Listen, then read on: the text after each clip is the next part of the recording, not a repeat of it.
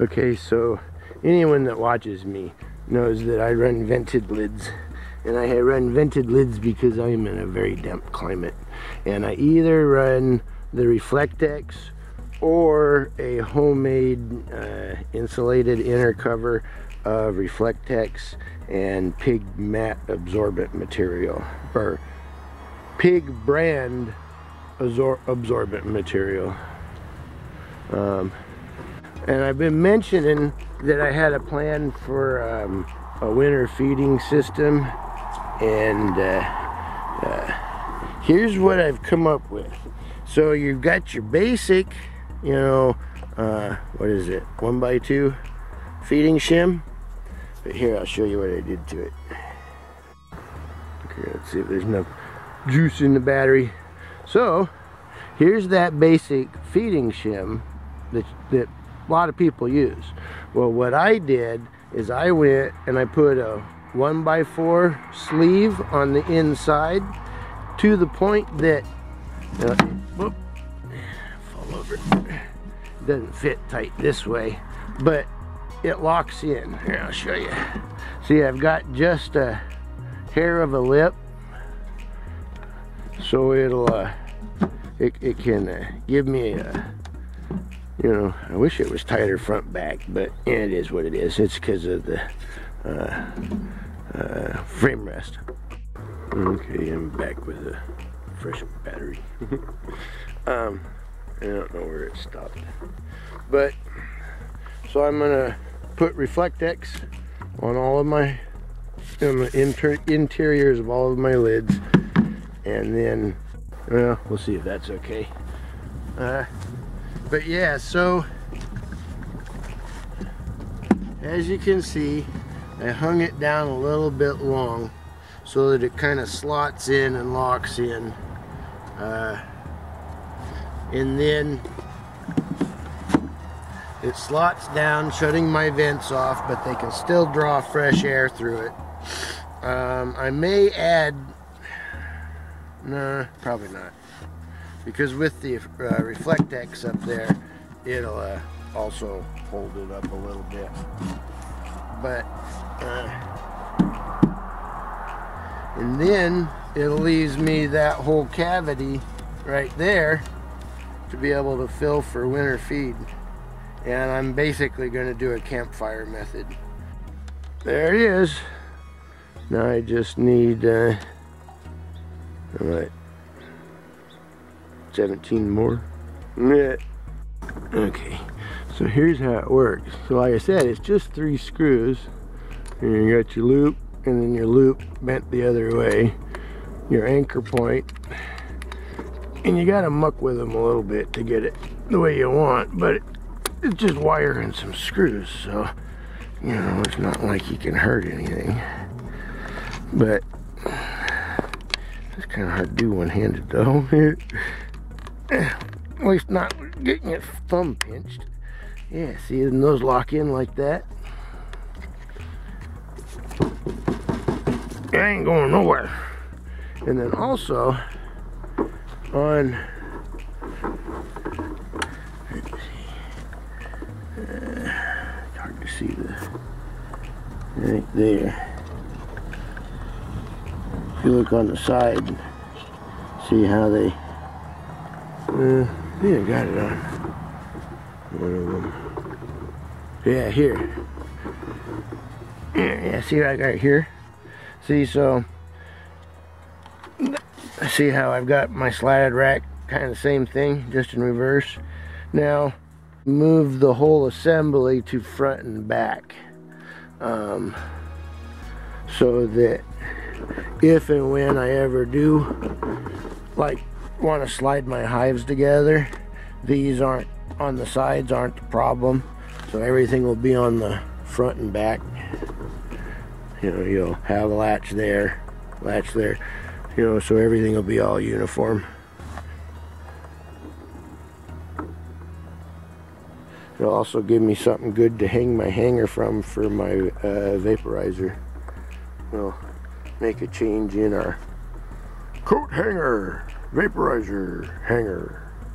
But, and then I had gotten one of these because I wanted to check out how they're built. Because I was thinking, yeah, I'll be right back. I was thinking that I can come up with a system like this where it's just the tray that slides into here for a summer feeding system, and then I can take that tray out and use for a dry feed system. And doing that, it would free me up 2 frames for my frame feeders.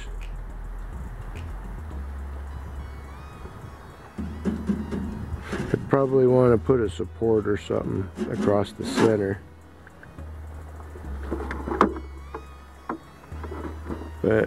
And then going, I've got some carpet squares and then my Reflectex that I'm stapling to the inside.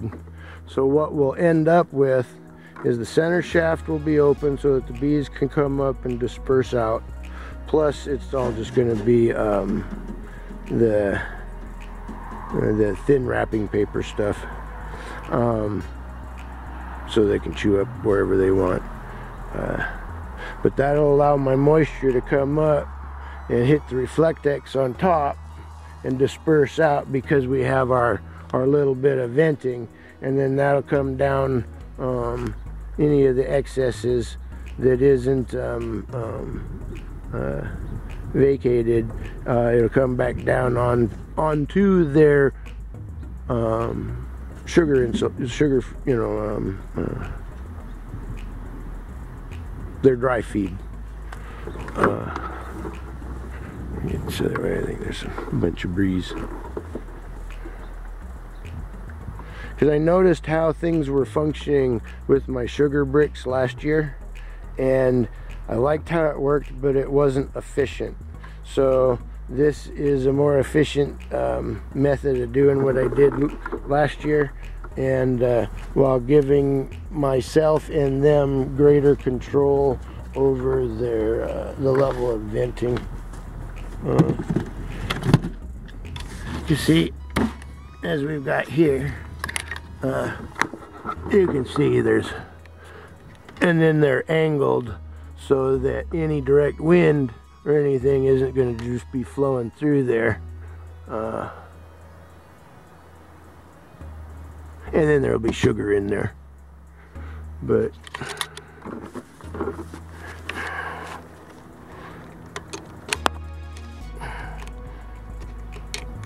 it's hard to do one-handed. At least not, like I said, if you don't want to pinch your fingers.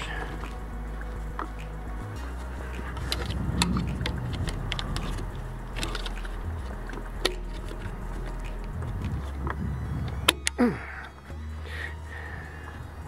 it locks it together. Sorry if it's too breezy. And we've got, you know, a small bit of venting, but not too much. Basically, you have your living space, you have your ceiling, and then you have your attic. The only difference is my ceiling, instead of using insulation, I'm using edible insulation. Sugar. And then we have another layer of insulation, so it makes it like an attic in a house. In the attics in your house, you have venting, but the vents are lower than the peak, so that your warmer air rises, and you've I forget what it's called. I worked in air conditioning and HVAC, you know, all that for a while, and insulation and stuff, long enough to, you know, figure it out and decide, you know, I didn't want to work in that field. But it's why your houses function the way they do, and if you seal them up too much, you get nothing but mold and all of that stuff. They tried sealing houses up too much. I think it was back in the early 80s, and they started having problems with gases and stuff, and just you're exhaling. And they found that you've got to have some measure of natural venting so that your house breathes. I don't know if that, but because when I seal my hives up all the way, I get northwest slime. The whole bottom of my box is slime because it's just wet down there.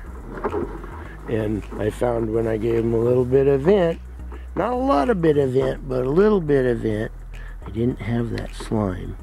And they still made enough moisture for their drinking water and that sort of thing. And so last winter came up, well, I'll correct that. God gave me this idea, or gave me this picture. Just wasn't sure how to build it. My first thought was to build it off of the wooden inner covers. Cut a big chunk of the wood out. But yes, basically it's a double feeding shim. Double layered feeding shim. But that's that. You all have a blessed day.